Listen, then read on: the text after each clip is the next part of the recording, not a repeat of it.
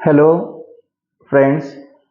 आज मैंने इस विलियम शेक्सपियर के पार्ट 2 में बहुत ही इंपॉर्टेंट 10 क्वेश्चंस रखे हैं। देखें, पहला क्वेश्चन है, one that loved not wisely but too well. एक ऐसा व्यक्ति जिसने प्यार तो बहुत किया बट नॉट वाइजली, लेकिन बुद्धिमत्तापूर्ण ढंग से नहीं किया। Who is the speaker?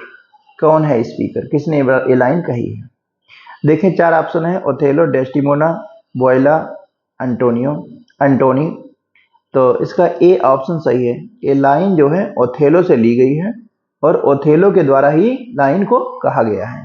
Othello जब डेस्टिमोना का कत्ल कर देता है और उसके बाद उसे पता लगता है कि उसकी पत्नी तो निर्दोष थी, तब वह लाइन बोलता है कि उसने प्यार तो डेस्टिमोना को बहुत किया लेकिन बुद्धिमत्तापूर्ण ढंग से नहीं किया।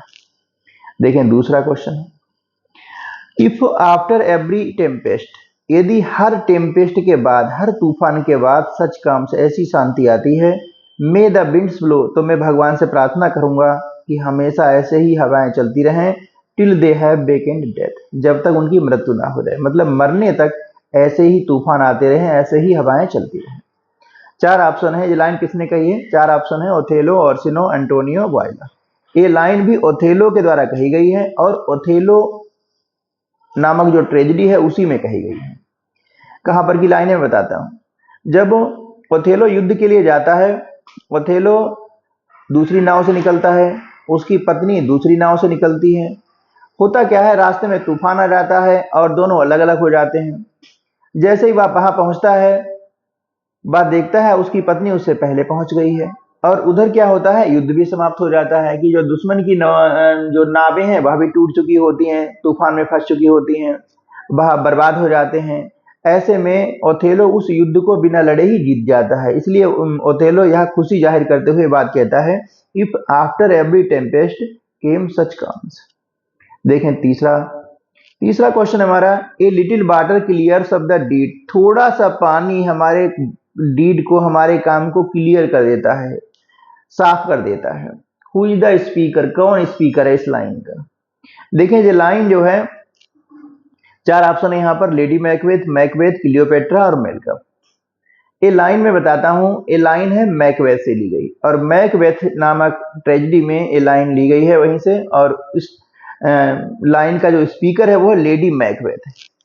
ए ऑप्शन जो है वो करेक्ट ऑप्शन है। लेडी मैकबेथ इस बात को कहती हैं। अब कब कहती हैं उस पर मैं बात करता हूं। जब उनके घर में राजा को मारने का प्लान चल रहा होता है, उस समय ये बात कहती है लेडी मैकबेथ मैकबेथ से, क्योंकि मैकबेथ मारना नहीं चाहता है और लेडी मैकबेथ जो है जोर डालती है कि वह डंगन को मार डाले। उस समय लेडी मैकबेथ कहती है कि जरा से पानी से ही सारा कार्य साफ हो जाएगा।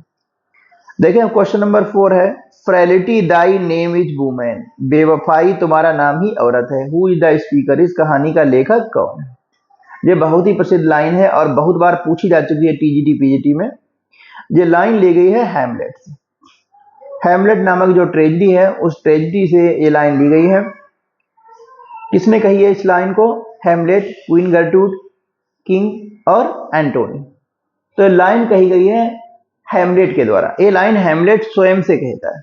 हैमलेट अपने आप से कहता है, अपने मन में कहता है, जब उसे पता लगता है कि उसके पिता को कैसे जहर देकर के मारा गया है और उसके कुछ ही समय के बाद उसकी माता उसके चाचा के साथ शादी कर लेती है। उसकी माता का नाम आपको पता होगा, क्वीन गर्टूड। तो ये बहुत ही इंपॉर्टेंट लाइन है, ध्यान रखेंगे। इसका option number A correct. Question number 5 पे आते हैं, I shall be revenged the whole pack of you, मैं तुम्हारे पूरे पैक से, मतलब तुम्हारे पूरे समूह से बदला लूंगा। Who is the speaker? कौन है स्पीकर इस लाइन का? 4 ऑप्शन है, फेस्टे, मारिया, मालवोलियो, सरटोगी। तो यहां पर सी ऑप्शन जो है वह करेक्ट ऑप्शन है। मालवोलियो जो है वो इस लाइन का स्पीकर है। कब मालवोलियो ने लाइन कही है? जब मालवोलियो जो है उसे ऐसा भ्रम हो जाता है कि ओलिविया उसे प्यार करती है और वह लोगों पर रौब दिखाने लगता है। जो ओलिविया के आसपास रहने वाले लोग हैं वह उन लोगों पर रौब दिखाता है, जैसे कि वही ओलिविया से शादी करेगा और वहां का ड्यूक बन जाएगा। इस वजह से सब मालवोलियो को तंग करने के लिए मारिया एक चाल चलती है, एक पत्र लिखती है और उस पत्र में ऐसा लिखती है जैसे कि वह पत्र ओलिविया द्वारा लिखा गया हो और मालवोलियो को लिखा गया हो। जैसे ही बात पता लग जाती है मालवोलियो को अंत में कि उसे मूर्ख बनाया गया है और ओलिविया उसे प्यार नहीं करती है, तब वह बात इन सब के लिए ही कहता है, फेस्टे, मारिया और सटाबी के लिए कहता है कि वह उन सब से बदला लेगा। उसके बाद देखें क्वेश्चन नंबर 6 हमारा है, बेटर ए बिटी फूल देन ए फुलिश बिट। बेटर ए बिटी फूल देन ए फुलिश बिट। बेटर ए बिटी फूल, एक बिटी फूल ज्यादा अच्छा है एक फुलिश बिट से। इस लाइन का स्पीकर कौन है? देखें 4 ऑप्शन है, फेस्टे है, मालवोलियो है, मारिया है और फेबियन है। तो यहाँ पर ऑप्शन ए इज करेक्ट। फेस्टे जो है इस लाइन का स्पीकर है, उसने ये बात कही है। और कब कही है? इसी जो उनका प्ले है 12th नाइट, उसमें ये बात उन्होंने कही है इन लोगों के सामने। उसका जो फेस्टे ने ये लाइन कही है मालवोलियो, मारिया, सरेंड्रू के सामने की बात है। 7वां क्वेश्चन है, O you are sick of self love. अरे तुम सिक ऑफ सेल्फ लव हो Malvolio, and taste be distempered appetite, और हर चीज में तुम भेदभाव करते रहते हो। Who is the speaker? इस लाइन का स्पीकर कौन? ये लाइन भी 12th नाइट से ली गई है। अब 4 ऑप्शन है, ओलविया, बॉयला, एंटोनियो और मालवोलियो। तो इस लाइन का जो स्पीकर है वह है ओलविया। ओलविया मालवोलियो के सामने जैसे ही आती है, मालवोलियो को भ्रम पहले से ही बना हुआ है कि शायद ओलविया उन्हें प्यार करती है, उनसे विवाह करना चाहती है। इस तरीके से वह ओलविया के सामने उसी प्रकार से बातें करता है, जबकि ओलविया उसका केवल एक अपने कार्यकर्ता के रूप में, एक अपना एक मुलाजिम होने की तरह उसका सम्मान करती है। तब वह कहती है उससे, you are sick of self love, आप सिक ऑफ सेल्फ लव हो मालवोलियो। देखिए नेक्स्ट क्वेश्चन हमारा है question number 8। Had he not resembled my father as he slept I had done. Had he not resembled, काश वह मेरे पिता जैसा, my father as he slept, वह सो रहा है और मेरे पिता जैसा ना लगता होता तो मैंने काम कर दिया होता। Who is the speaker? ये लाइन किसने कही है? 4 ऑप्शन है, मैकबेथ, डंकन, लेडी मैकबेथ और बैंको।